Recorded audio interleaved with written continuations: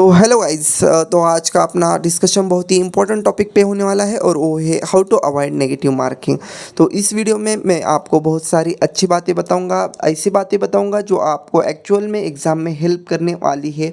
और मेरे कुछ एक्सपीरियंस बताऊंगा, मैंने कैसे सीखा नेगेटिव मार्किंग में, मैंने कैसे ओवरकम किया, और इस सब चीज़ों के बारे में इस वीडियो में बताऊंगा। तो वीडियो को बिना स्किप किए एंड तक देखना, ठीक है।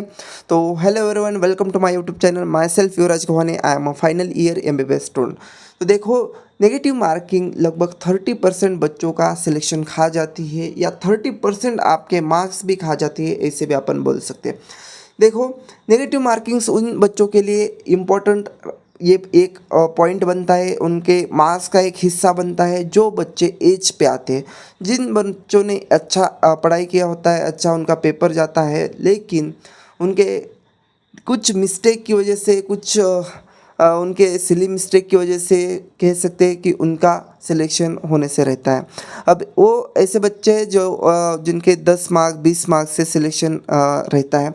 अब देखो, नेगेटिव मार्किंग वही इम्पोर्टेंट होती है। अब सपोज एक बच्चा है जिसको 600 मार्क्स है, और एक बच्चा है जिसको 500 मार्क्स है। अब उस 500 वाले बच्चे में कितने भी नेगेटिव मार्किंग होगी, एमबीबीएस के पॉइंट ऑफ व्यू से उसका कोई इंपॉर्टेंस नहीं है, क्योंकि उसका सिलेक्शन ऐसा भी नहीं होने वाला है। क्योंकि नेगेटिव मार्किंग इतना मार्क्स भी नहीं खाती है। नेगेटिव मार्किंग कितना खा सकती है, लगभग 30 मार्क्स 20 मार्क्स, ठीक है, इतना मार्क्स खा सकती है नेगेटिव मार्किंग। लेकिन यही नेगेटिव मार्किंग उस बच्चे के लिए जिसके मार्क्स 600 है, उसके लिए बहुत ही इंपॉर्टेंट है। क्योंकि यही 30 मार्क्स 20 मार्क्स 10 भी मार्क्स 5 मार्क्स भी वहाँ आपको एक नीचे वाले कॉलेज से अच्छा वाला कॉलेज दे सकते हैं, एक अच्छे वाले कॉलेज में आपका सिलेक्शन करवा सकते हैं, ठीक है ना। कि देखो, ये 600 के ऊपर वाले जो बच्चे होते हैं उनके लिए ये 5 मार्क्स भी, एक मार्क भी आपके लिए बहुत ही इंपॉर्टेंट होता है। क्योंकि एक एक मार्क से हज़ार में रैंक्स चेंज होते हैं, और उस रैंक पे आपको बहुत ही अच्छा कॉलेज मिल सकता है।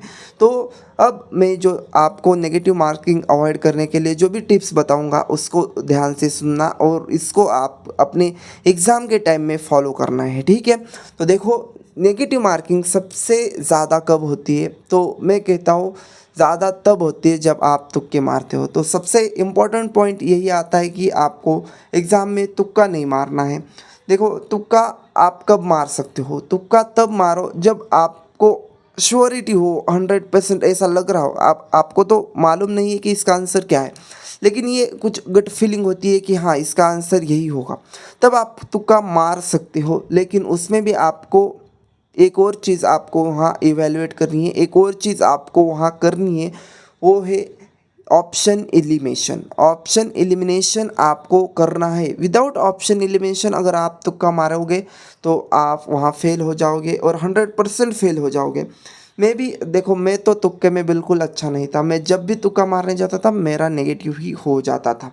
तो यहाँ आपको एक और स्टेप आपको यहाँ करनी है, वो है ऑप्शन एलिमिनेशन। अगर आप किसी क्वेश्चन में ऑप्शन एलिमिनेशन कर सकते हो तो आप तुक्का मारो, 100% आप तुक्का मारो, और वहाँ आपके 50% चांसेस है कि वहाँ आपका आंसर आ जाए, आपका जो भी क्वेश्चन है वो करेक्ट हो जाए।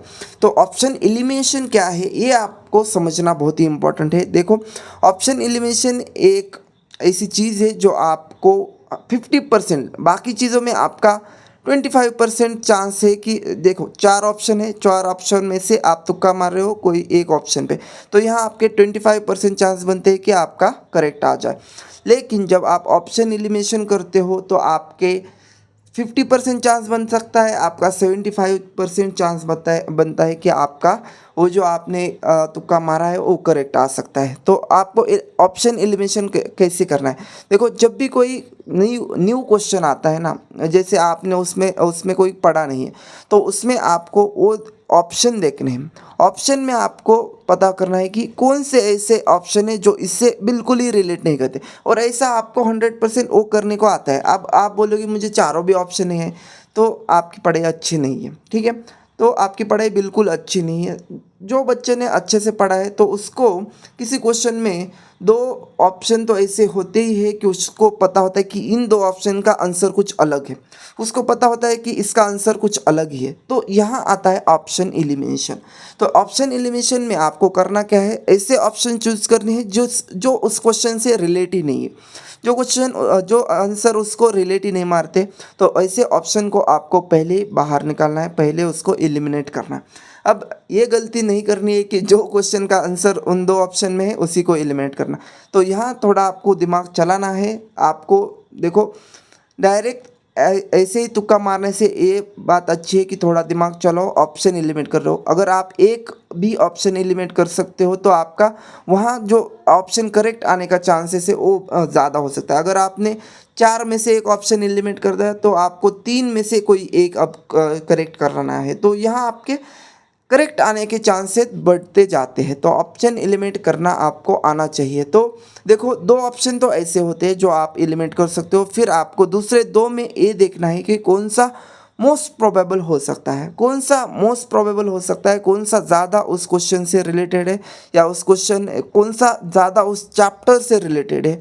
ये चीज़ें आपको देखनी है और तभी आपको फिर तुक्का मारना है। तो ये तो पहली बात हो गई कि तुक्का कैसे लगाना है।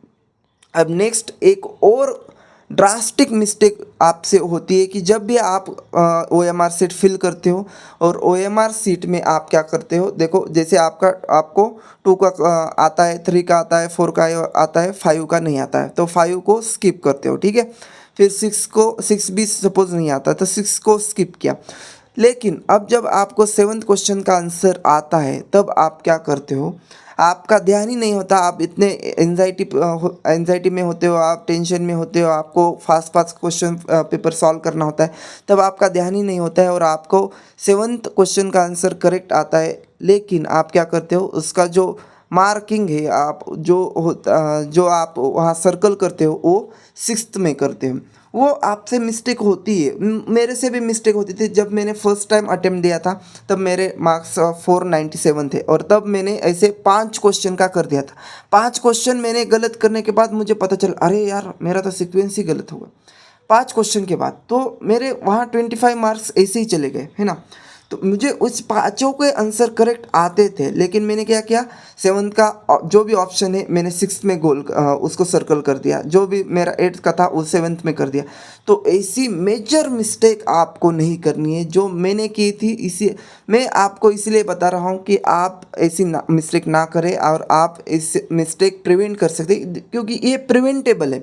अब इसको प्रिवेंट कैसे करना है, इस पे ज़्यादा ध्यान कैसे देना है, तो देखो जब भी आप किसी क्वेश्चन नंबर 7 है और क्वेश्चन नंबर 7 का आपको आंसर आता है, जब भी आप उस क्वेश्चन को पढ़ने जाते हो, 6 के बाद आप 7 को पढ़ोगे, जब भी आप 7 को पढ़ने जाते हो तो 7 पे आपको वहाँ क्या करना है, OMR पे 7 पे आपको ऐसा एक इंडेक्स फिंगर उस 7 पे रखना है।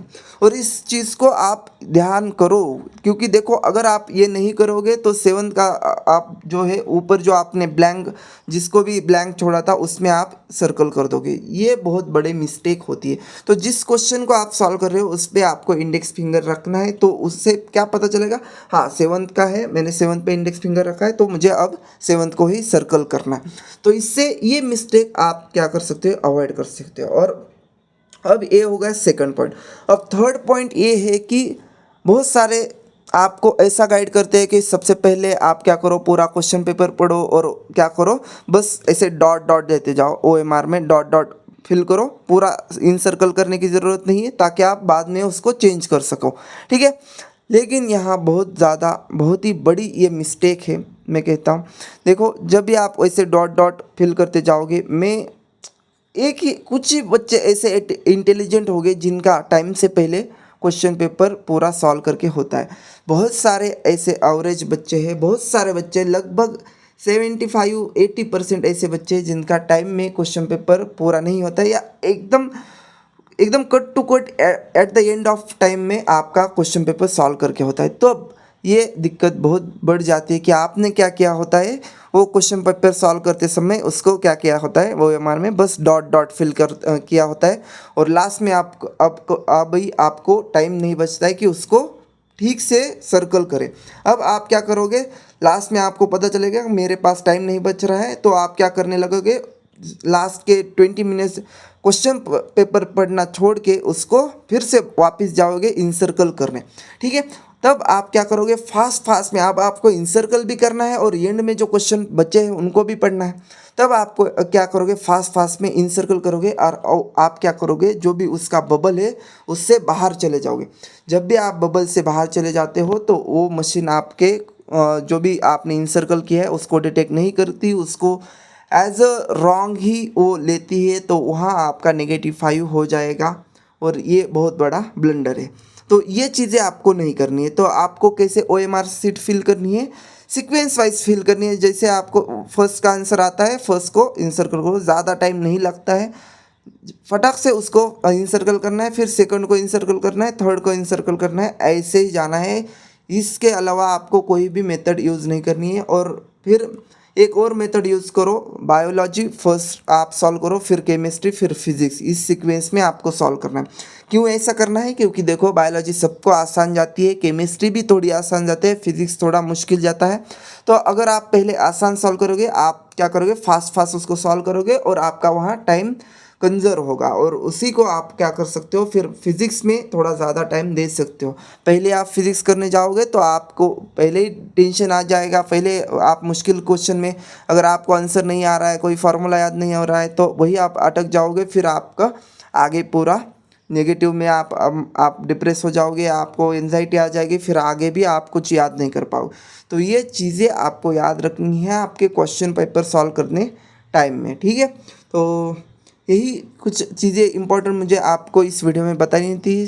तो अगर आपको इस वीडियो में जो भी चीज़ें मैं बता रहा हूँ वो थोड़ी भी इम्पोर्टेंट लगी हो, थोड़ा मेरा जो मेहनत है आपको बताने के लिए वो अच्छी लगी हो, तो वीडियो को लाइक करो, चैनल को सब्सक्राइब करो, ताकि ऐसी मैं अच्छी अच्छी बातें आपको बता सकूँ और आपके स्कोर को बूस्ट करने के लिए मैं हेल्प कर सकूँ। और अगर आपकी कोई भी क्वेरी है तो आप इस कमेंट में बॉक्स में डाल सकते हो, मैं उस पर वीडियो बनाऊँगा। ठीक है, तो मिलते हैं अगले वीडियो में। Thank you.